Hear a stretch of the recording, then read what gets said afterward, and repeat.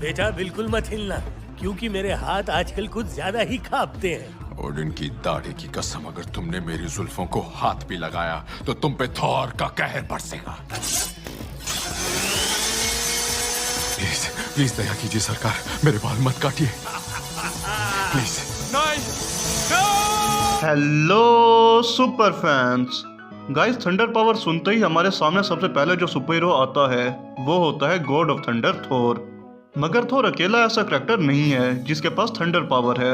MCU और DC में हमें बहुत से करैक्टर्स देखने को मिलते हैं जिनके पास लाइटनिंग की पावर है। जैसे एमसीयू में ही थोर के बाद है एक्समैन की मेंबर स्टॉर्म, स्पाइडरमैन का विलन इलेक्ट्रो, और डीसी की तरफ से हैं शज़ैम, फ्लैश और ब्लैक एडम। मगर इन सब करैक्टर्स में कौन लाइटनिंग की पावर को सबसे अच्छे से यूज करता है और कौन ज्यादा पावरफुल है, यही सब जानते हैं इस वीडियो में। तो बिना किसी स्पॉइलर के इस थंडर कंपैरिजन को शुरू करते हैं।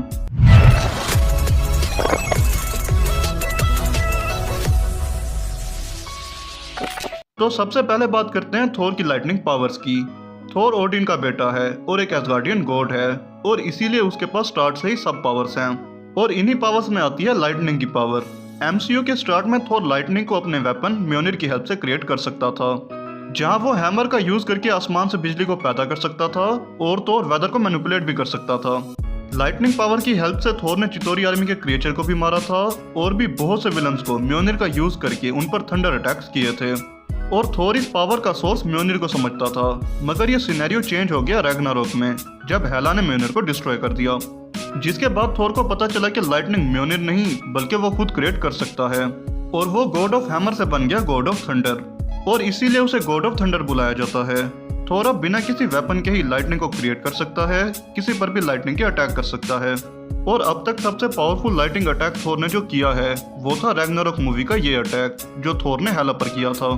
थोर के पास अब स्टॉर्म ब्रेकर भी है जो कि लाइटनिंग पावर को काफी ज्यादा बढ़ाकर प्रोजेक्ट करता है। तो ये हो गई थोर की पावर्स। अब बात करते हैं शज़ैम की लाइटनिंग पावर्स की।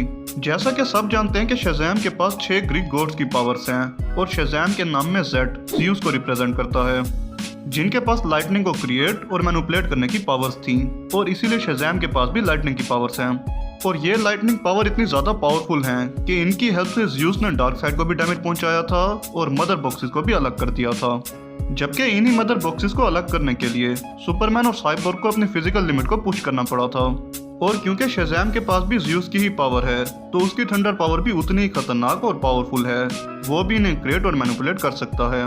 कॉमिक्स में शज़ैम ने अपनी लाइटनिंग पावर से सुपरमैन तक को भी नॉकआउट किया है, और क्योंकि किसी भी फाइट में शज़ैम लाइटनिंग पावर के साथ हरकुलिस की स्ट्रेंथ को भी यूज करता है, इसीलिए वो और भी ज्यादा पावरफुल हो जाता है। शज़ैम के बाद बात करते हैं स्टॉर्म की लाइटनिंग पावर्स की। स्टॉर्म एक एक्समैन है जो कि वेदर को मैनिपुलेट कर सकती है। वो एक बार में बहुत से नेचुरल एलिमेंट्स को कंट्रोल कर सकती है, जिसमें से लाइटनिंग एक है। स्टॉर्म थोर और शज़ैम की तरह लाइटनिंग को खुद क्रिएट नहीं कर सकती, बल्कि वो लाइटनिंग को मैनिपुलेट कर सकती है। स्टॉर्म ने कभी भी लाइटनिंग को फुल पोटेंशियल में यूज नहीं किया। वो लाइटनिंग से शील्ड्स को क्रिएट कर सकती है, लाइटनिंग स्ट्राइक कर सकती है, लाइट स्पीड से ट्रेवल कर सकती है। तो ये हो गई स्टॉर्म की पावर्स। अब बात करते हैं फ्लैश की लाइटनिंग पावर्स की। तो फ्लैश को उसकी पावर्स लाइटनिंग और कुछ केमिकल्स के कॉम्बिनेशन की वजह से ही मिली थी। फ्लैश भी थोर और शज़ैम की तरह लाइटनिंग को खुद क्रिएट कर सकता है, बट वो लाइटनिंग को फुली मैनिपुलेट नहीं कर सकता।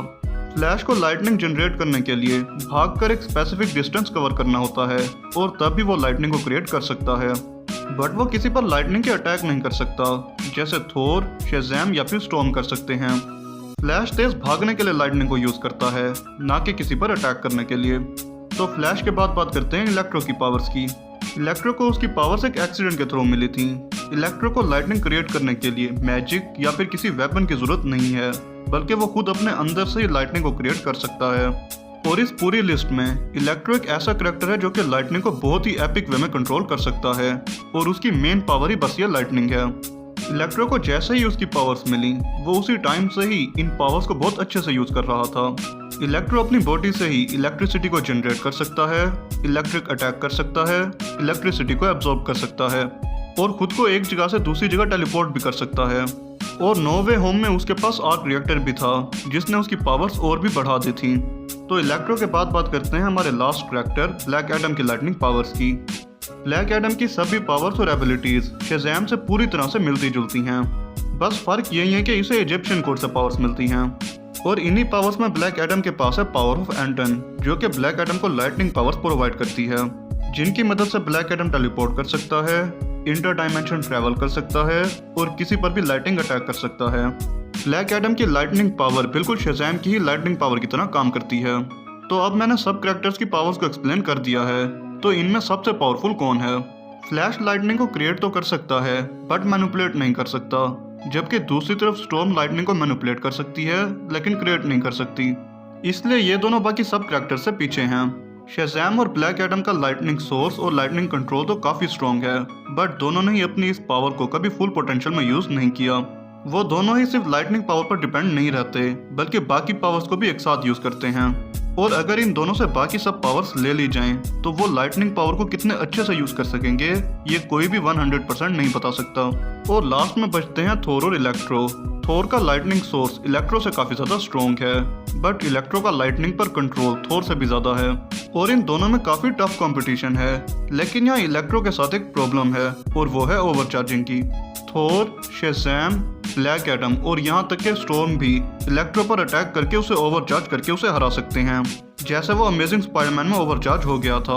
और इसीलिए थोर ही हमें एक पावरफुल और बेस्ट लाइटनिंग यूजर नजर आता है और अपने नाम गॉड ऑफ थंडर को प्रूव भी करता है कि उसे क्यों गॉड ऑफ थंडर बुलाया जाता है। और इस तरह आज के कंपैरिजन का विनर भी थोर है।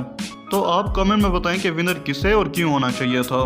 तो बस इस वीडियो में इतना ही। मुझसे अगर कोई डिटेल रह गई हो तो कमेंट में ज़रूर बताएं। वीडियो अगर पसंद आई हो तो वीडियो को लाइक, शेयर और चैनल को सब्सक्राइब करना मत भूलना। मिलते हैं नेक्स्ट वीडियो में।